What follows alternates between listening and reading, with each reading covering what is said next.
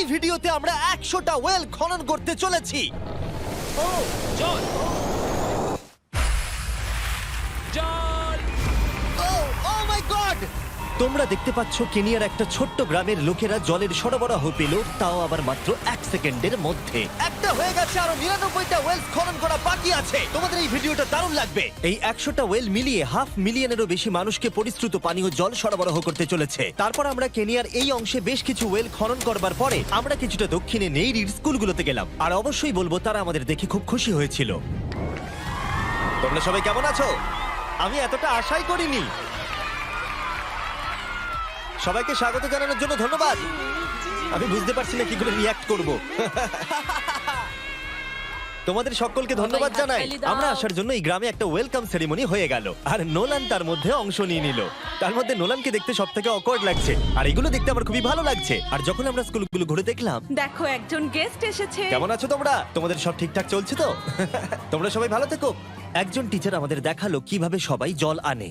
সেটা এই নদীটা থেকে, যার জল খাবার একদমই উপযুক্ত নয়। এখান থেকে ছাত্রছাত্রীরা জল খায়। হ্যাঁ এটা তো পাগলামি। হ্যাঁ, আপনি জানেন স্টুডেন্টদের ডায়রিয়া, টাইফয়েড, নানা রকম ইনফেকশন হতে থাকে, কারণ আমরা এই জল ব্যবহার করে থাকি। তাই আমরা ওদের যতটা সম্ভব চেষ্টা করি যত্নে রাখার, কিন্তু আপনারা দেখতেই পাচ্ছেন যে কি অবস্থা। কিন্তু জীবনে বাঁচার জন্য জল তো লাগেই। এই পরিস্থিতিটা দেখে আমাদের খুবই খারাপ লাগলো। এই অস্বাস্থ্যকর জল খাওয়ার ফলে বাচ্চাদের জীবন ঝুঁকিপূর্ণ হয়ে যায় এবং কখনো কখনো সংক্ষিপ্ত হয়ে পড়ে। কিন্তু অন্তত এই গ্রামের জন্য আমরা এই পরিস্থিতিটাকে বদলাতে চলেছি। আমার মনে হয় না এটা আমার মাথায় ফিট হবে। আমার মাথাটা অনেক বড়। দেখা যাক আমরা জল খুঁজে পাই কিনা। ও ও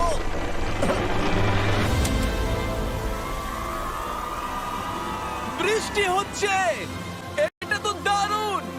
মাটির উপরে জল উঠে আসার পরে সেগুলো ধরে রাখার জন্য আমরা এই বড় ব্যারেলগুলোকে নিয়ে এসেছি, যেগুলো ওয়াটার টাওয়ারের উপরে ফিট করা হবে। এই গ্রাম এবং প্রতিবেশী গ্রাম যে শুধু পরিষ্কার জল পাবে তাই নয়, বরং জলের প্রেসারও অনেকটাই বেশি পাবে। তার মানে হলো তাদের আর অপরিষ্কার জলে জামা কাপড় কাচতে হবে না।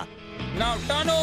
নোলানের মায়ের সঙ্গে তুলনা করলে এটা কত ভারী হবে? প্রায় 2টো নোলানের মায়ের সমান। ও গড! ভাই আমি কিন্তু তোমাকে এখান থেকে ফেলে দেবো। ঠিক আছে, হয়ে গেছে। হ্যাঁ, রেখে দাও।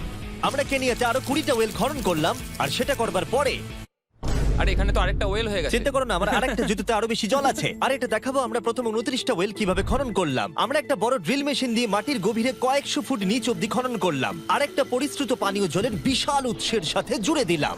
তারপরে আমরা পাইপের সাথে এটাকে জুড়ে দিলাম, যাতে আফ্রিকার সবাই এই জল খেতে পারে আর সেটা তুলতে পারে ঠিক এই রকম ভাবে।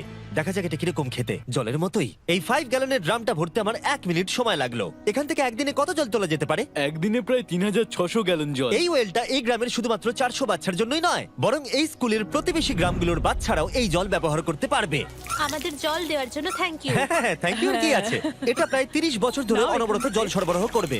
আপনারা হয়তো এটা ভাবছেন যে এই বিশাল কর্মকাণ্ডের জন্য গভর্নমেন্টের সাহায্য নেওয়া হয়েছে, কিন্তু এটা সত্যি নয়। এই সমস্যার সমাধান করা সম্ভব হয়েছে কারণ মানবতা সর্বদা পাশে এসে দাঁড়ানোর চেষ্টা করেছে।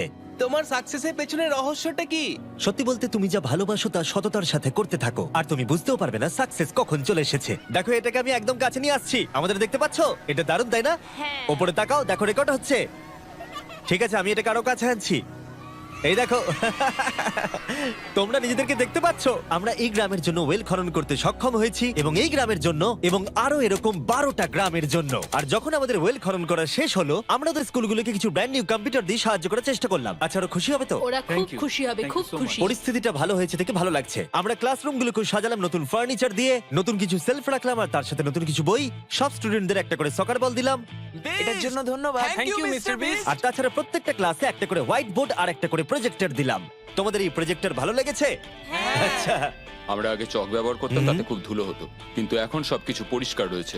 আমরা অনেক ধন্যবাদ জানাচ্ছি। কোনো সমস্যা নেই, আমরা খুব কমই করতে পেরেছি। তারপরে যখন আমরা 45 নম্বর ওয়েলটা খনন করবার জন্য সাইটে গেলাম, তখন আমরা বুঝলাম পরিস্থিতিটা আরো কঠিন। যখনই তাদের জলের দরকার পড়ে, তাদের জঙ্গলের মধ্য দিয়ে কয়েক মাইল যেতে হয়, আর তারপরে আরো কয়েক মাইল যেতে হয়, আর এই যাত্রাটা একটা বিশাল পাহাড়ের মধ্য দিয়ে হয়। আমি খুব সকালে ঘুম থেকে উঠে পড়ি ওই 4টে নাগাদ, কারণ তাড়াতাড়ি আমি যাতে স্কুলে জল নিয়ে আসতে পারি। এখান থেকে এইভাবে জল নিয়ে যাওয়া একেবারেই সেফ নয়। এই জায়গাটা খুব স্লিপারি, পড়ে যাওয়ার চান্স আছে। তাই যখন আমরা ওয়েল খনন করছিলাম, ওরা আমাদের দেখালো যে ওরা কিভাবে জল নিয়ে আসে। তোমাদের এই যাত্রাটা দিনে কতবার করে করতে হয়? দিনে 2বার। দিনে 2বার করে? ওরে বাপরে! তাহলে স্টুডেন্টরা এই জিনিসগুলো নেয় ও গড, 200 জন স্টুডেন্ট রোজ এটা করে। ভাবো এটা কতটা কঠিন। এটা খুবই কঠিন। ওরে বাপরে, বাপরে, এই রাস্তাটা তো খুবই খারাপ। বাপরে, এই পাহাড়ি রাস্তা যেন শেষই হচ্ছে আর না। এটা আমাদের রোজ করতে হয়। আমরা দেখে অবাক হচ্ছিলাম যে এই যাত্রাটা কতটা কঠিন, আর এই মানুষগুলোকে রোজ এইটা করতে হয় অল্প একটু জলের জন্য, যদিও এই জলটা পানের পক্ষে উপযুক্ত নয়। তোমরা সাধারণত এখান থেকে জল ভরো, হ্যাঁ, আর জল ভরার পরে এই জাগগুলোর ওয়েট হয় প্রায় 40 পাউন্ড, যেগুলো এই বাচ্চাগুলোর পক্ষে বয়ে নিয়ে যাওয়ার জন্য অনেকটাই বেশি। মহিলারা এইগুলো দুটো করে নিয়ে যায়। ও, তাহলে আমি ওটা চেষ্টা করে দেখব। আর যেই জাগগুলো ভর্তি হয়ে গেল, আমাদের আবার ফিরে আসার সময় হয়ে গেল। তাড়াতাড়ি করো, চলো। আরে এ তো দেখছি একটু ঘামেনি। না না, আমি করব। আর তারপরে কয়েক ঘন্টা কেটে গেল এই অস্বাস্থ্যকর জলগুলো নিয়ে আসতে, আর নতুন ওয়েলটা হলো তাদের স্কুল থেকে মাত্র 10 ফিট দূরত্বে। তাহলে এরা এখন এখানেই জল ভরতে পারবে। আমি খুবই ক্লান্ত। আর তারপরে আমরা পরের গ্রামে গেলাম, যেখানে আমরা 46তম ওয়েল খনন করব। কিন্তু সেখানে আমরা সমস্যার মুখে পড়লাম। আমরা দেখতে পেলাম এই গ্রামটা দুভাগে বিভক্ত এই বিশাল ভয়ঙ্কর নদীটা দ্বারা। এর জল এখন বেশি মনে হচ্ছে না, কিন্তু যখন বর্ষাকাল আসে তখন জল তীব্র গতিতে আসে আর এই ব্রিজটাকে ভাসিয়ে নিয়ে যায়। আর এই ব্রিজটা এত গুরুত্বপূর্ণ কারণ গ্রামের লোকজন এই দিকে বাস করে, আর হসপিটাল বা স্কুল হলো এই দিকে। তাই তাদের অনেকবার দিনের মধ্যে এই ব্রিজটাকে ক্রস করতে হয়। এই ব্রিজটা ভয়ঙ্কর হওয়া সত্ত্বেও এটাই তাদের একমাত্র এই অবলম্বন। নদীর যখন জল বেড়ে যায় তখন এখানকার মানুষ, শিক্ষার্থী এবং পশু পাখিকেও ভাসিয়ে নিয়ে যেতে পারে। এর আগে আমরা এই নদীটা পার করতে গিয়ে 3 জনকে হারিয়েছি। এই প্রাণ চলে যাওয়া অপূরণীয় ক্ষতি, এবং তা কখনোই মেনে নেওয়া যায় না। আমরা যেইটা শুনলাম, আমরা সিদ্ধান্ত নিলাম আমরা সাহায্য করব। সুতরাং যখন এখানে নতুন ব্রিজ তৈরির কাজ শুরু হলো, যেটা তাদের ওয়েলের কাছে নিয়ে যাবে, তখন আমরা 2000 মাইল পেরিয়ে চলে গেলাম কেনিয়া থেকে জিম্বাবুয়ের উদ্দেশ্যে। আমরা আফ্রিকাতে 1 সপ্তাহেরও বেশি রয়েছি, এবং আমাদের আরো ওয়েল খনন করতে হবে। তোমার গা থেকে গন্ধ বেরোচ্ছে। এটা অদ্ভুত, কিন্তু আজকে আমি স্নান করেছি। ঠিক আছে, আমাকে শেষ করতে দিলে আমি হাত ধরে নামিয়ে নেবো। তোমরা কি আমাকে বাকি ওয়েলগুলো খনন করতে সাহায্য করবে? ঠিক আছে। আমাদের প্রথম কাজ ছিল একটা লোকাল হসপিটাল ঘুরে দেখা, যেটার ভীষণভাবে পরিষ্কার পানীয় জলের দরকার ছিল। ভেতরে ঢোকার পর আমরা বুঝতে পারলাম এই গ্রামগুলোর উপরে এই হসপিটালটার প্রভাব কতটা বেশি। এক বছর এখানে কতগুলো সন্তানের জন্ম হয়? এক মাসে মোটামুটি 50টা বাচ্চা। মানে বছরে 600 জনের জন্ম হয়। ওয়াও! কিন্তু দুর্ভাগ্যবশত অন্তঃসত্ত্বা মহিলাদের পানীয় জল পেতে কয়েক মাইল হেঁটে যাতায়াত করতে হয়, আর তারপরে এই ভারী বাকেটগুলোতে করে জল বয়ে নিয়ে যেতে হয়। যাই হোক, ভালো খবর হলো এটা, আমরা একটা নতুন মডার্ন ওয়েল পাম্প কনস্ট্রাকশন করছি। ভালো করে, ওদিকটা ওদিকটা। এখন যেটা প্রয়োজনীয় সেটা হলো এগুলোকে চালু করা। যাই হোক, নোলান, তুমি কি তৈরি? আমি তৈরি। ওভার। একটা ড্রামাটিক জুম ইন করো। নোলান, আমি বাটন প্রেস করলাম, জল কি পড়ছে? জল পড়ছে। তোমরা একবার গিয়ে দেখবে নাকি? হ্যাঁ, চলো যাওয়া যাক। আমার ভালো লাগছে যে মানুষকে আর জলের জন্য বেশি দূর যেতে হচ্ছে না। এর থেকে ভালো জিনিস আর কিছু হতেই পারে না। এখানে নোলান খুবই ভালো ডান্স করতে পারে, ও তোমাদের সাথে নাচবে। আমাকে সবসময় নাচ করতে কেন বলে? দেখো ও কি করছে। হে ভগবান, আমি আমি আমি এটা আর দেখতে পাচ্ছি না। পরিশ্রুত পানীয় জলের সরবরাহ নিশ্চিত করে দেখলাম এই গ্রামের অনেক স্টুডেন্টদের যাতায়াত করতে সমস্যা হয়, তাই আমি ডিসাইড করলাম সবাইকে নতুন বাইসাইকেল দেব। আমি জানি এখানে অনেক বাচ্চা আছে, কিন্তু আমাদের কাছে অনেক বাইসাইকেল আছে। পরিষ্কারভাবে বলে দিই, আমি সাইকেল চালাতে পারি না, জিমি শুধু সাইকেল বিতরণ করতে পারে। কোনোদিন চালাতেই শিখিনি। চলো তোমাদের নতুন সাইকেলগুলো চালাও দেখি। 3, 2, 1, চলো। ও, সবাই আমাকে বেরিয়ে যাচ্ছে।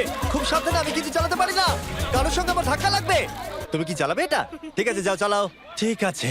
সাইকেল বিতরণ করবার পরে আমরা ওয়েল খনন করা চালিয়ে গেলাম যতক্ষণ আমরা পৌঁছলাম। ওয়েল নম্বর 69।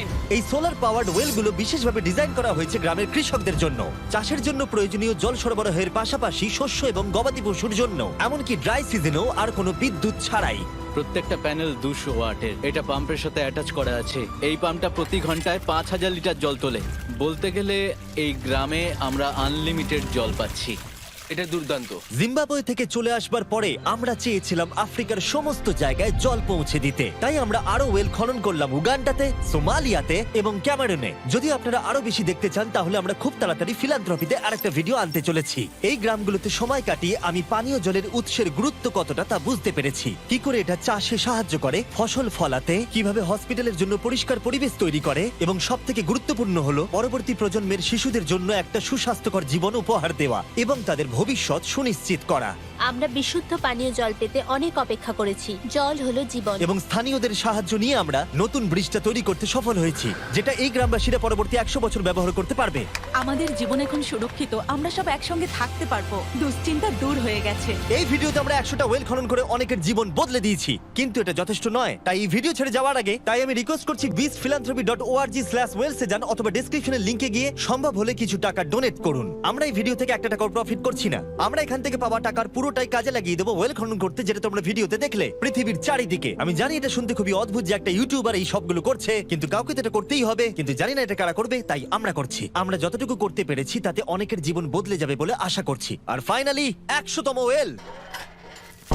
ও মাই গড, আমাকে ক্ষমা করে দাও।